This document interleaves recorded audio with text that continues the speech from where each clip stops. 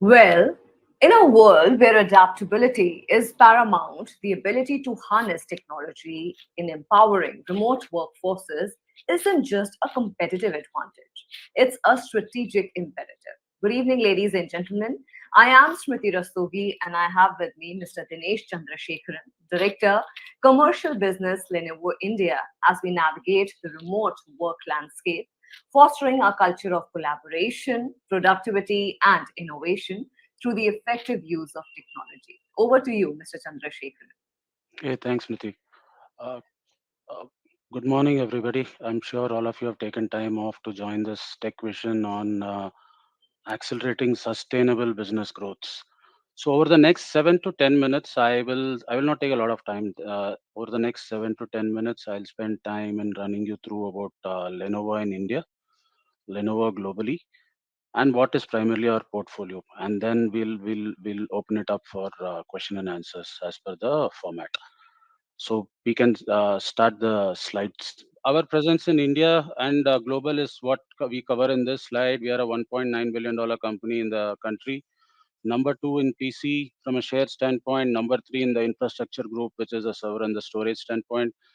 We have three manufacturing sites in India, and we make close to about 5 million units of made in India products within the country. That's primarily our story in the country. Going to global, we are a $62 billion company. We are the number one PC brand globally. We are recognized as number eight in supply chain from by Gartner in 2023. Again, recognized as the most innovative company as number 24 most innovative company by BCG.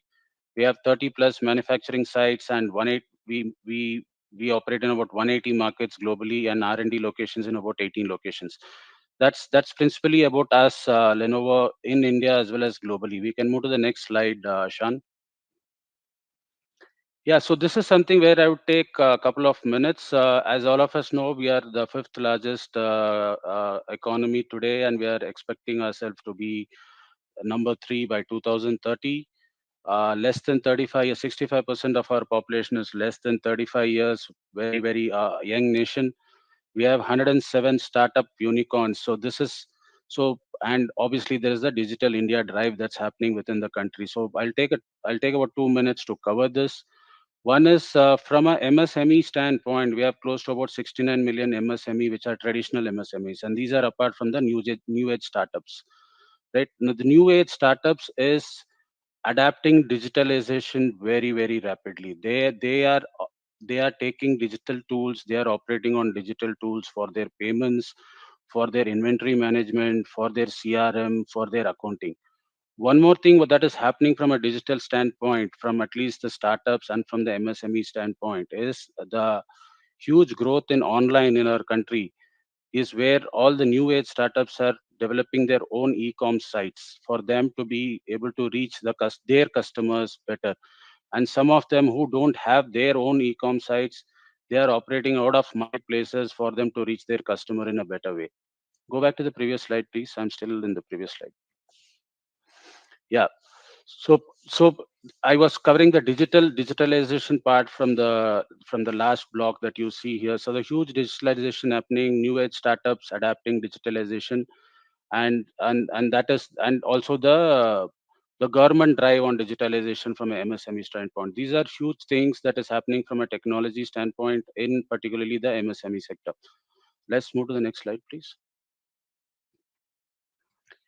Yeah, so these are things that is any IT departments or a CIO's challenge today in any organization, which is evolving customer challenges, changing ecosystem, and obviously the government interventions, right? Now, from Lenovo standpoint, as I said, about 3 to 4 years back, we were recognized as a PC company. We were primarily a PC company which was selling laptops, notebooks, workstations, tablets. We were primarily a client company or what you call a IDG company. But what I said in the last 4 years, we have transformed ourselves into a solution company. So we are more or less there in solutions across services, across ISG, and across the product. So from a product standpoint, I think we have the best product in Think. From a commercial standpoint, I think nothing to beat the Think product. from a ThinkPad or that is the best commercial laptop that you would have that you would see in the market. So as I said, across the solutions we are present today from both from an IDG standpoint, which is your PCs, from an ISG standpoint, which is your server and storage, and from an SSG standpoint, which is a services and software group. Primarily, I feel any IT department's challenge today is primarily three things, which is procurement, which is deployment, and management. Three things, and Lenovo can provide solutions across all the three things. That's pretty much what is there in this slide that I would like to cover in short. We can move to the next slide, please. Yeah, so as I said, this part is already covered. We are there across solutions from smart devices, which is PC, tablet, smartphones, from across from to IoT to scenario-based solutions. We also do customized solutions for the customer as per their needs and as per their budget constraints. So as I said, this we are there across products. We can do customized solutions. We can do infra as per their legacy infra. We can suggest them what they have to do. We can do consultancy services where we can consult as per their current infra, their budgets, and their future projections, and give them a reliable solution which can help them in their sustainable growths. We can move to the next slide, please. Yeah, this is more or less, as I said, across the solutions, we are there. We are there in support services, managed services, and project service and solutions. In the Q&A part, my SSG person, who's an expert on this, will can take answers on this. But as I said, primarily this slide covers that we are there across solutions in services, from starting from tied services to non-tied services. A true scale, which is an as a service from an ISG standpoint, or DAS, which is an as a service from an IDG standpoint.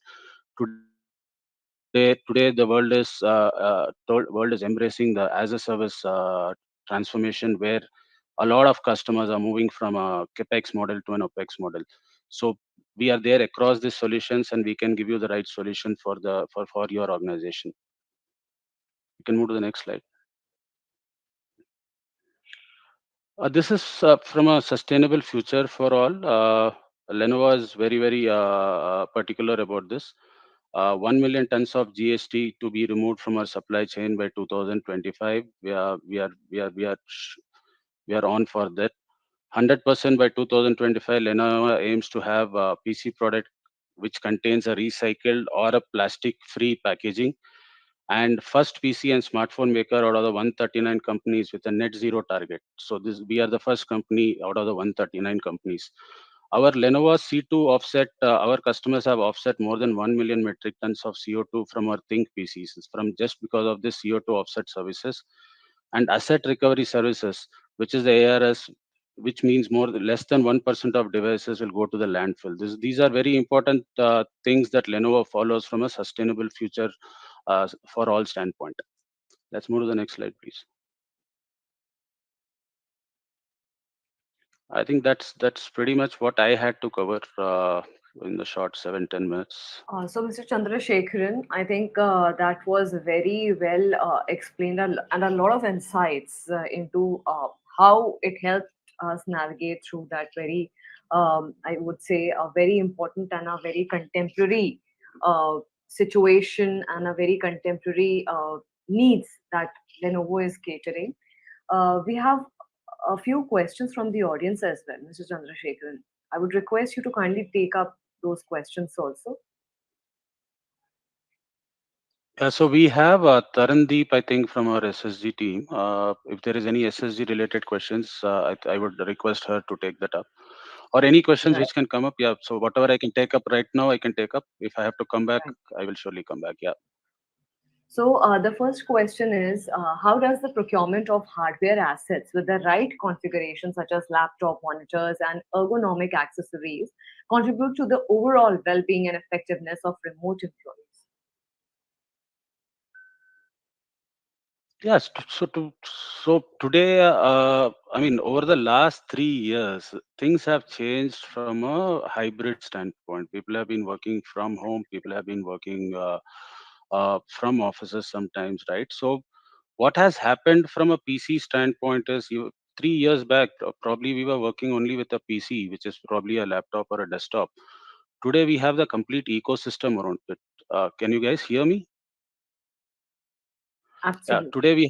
today we have a complete ecosystem which goes around it, right? Today we have a PC. If I have to work from home, if some of your employees have to work from home, they need to be provided with the complete ecosystem, be it a laptop, be it a headset, be it a TFT or a monitor with a large screen where they can see, and and obviously there, as I said, the headsets, the accessories like keyboard, mouse, and obviously the speakers. So there is a whole set of ecosystem which goes around a PC today, which was probably not the case about 3 to 4 years back. And as long as we can go sustain this from a hybrid standpoint, I mean, uh, things should go well. Yeah. And post-COVID scenario, I think this has given a lot of fillip also to the hybrid mode and how this can be more effectively. Uh, this can be more effective. What do you suggest, Yeah, Karan? so it's been a nightmare for the IT departments and the CIOs over the last 3 4 years, right? I mean, they have to juggle a lot between people joining in.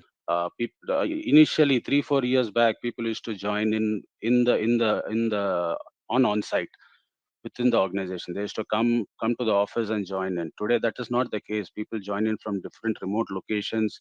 Their laptops are sent from their head offices to their respective locations or whatsoever. So it's been a nightmare for IT companies to manage people who are joining in and also manage people who are leaving, right? From that standpoint, things have moved a lot over the last 3 4 years. 3 4 years, probably 4 years back. I'm not too sure if all of us would have been in a Zoom call like this, right? We'd have probably been in a conference call where we would have dialed in some numbers and probably been in a conference call. That was the state even in our offices 4 years back, 5 years back, right?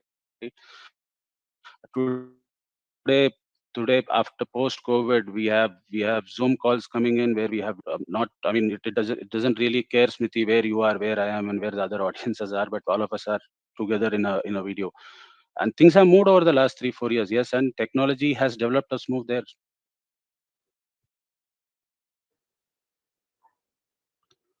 I think we have lost your voice. Can you hear me now?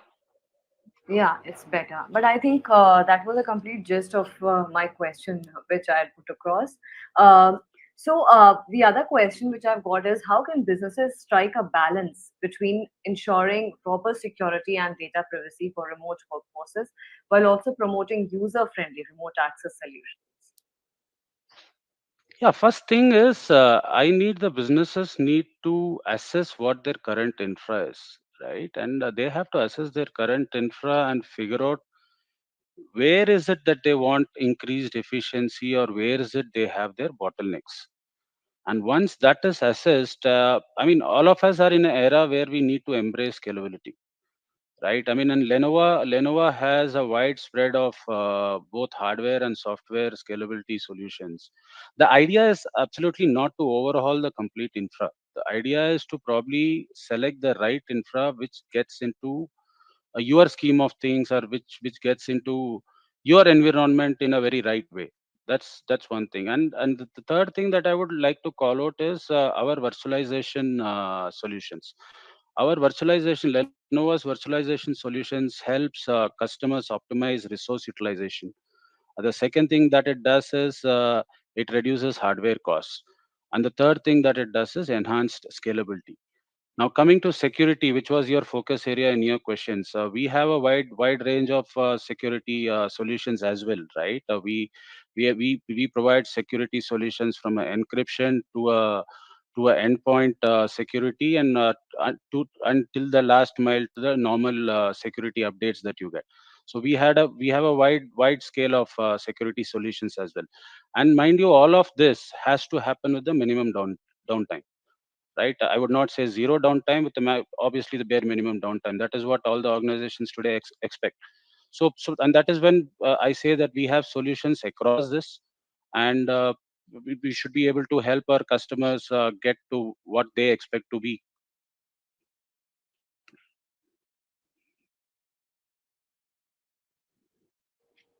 Right. I Right. hope Well, thank you. I'm audible. No, no, absolutely, you were audible and you made your point very correctly also. And I think it was indeed a pleasure understanding those very important insights. And thank you so much, Taran. Thank you so much, Mr. Chandrasekharan. And thank you so much, everyone, for your engagement, your curiosity, and your commitment to embracing the possibilities of remote work technology. Let's move forward with confidence, armed with insights gained here to forge a future where distance is no longer a barrier to productivity, collaboration knows no bound, and our workforce stands united, empowered, and ready to share the world of work on their terms. Thank you once again, and I will see you in the room 3 in another 5 minutes. Thank you so much once again.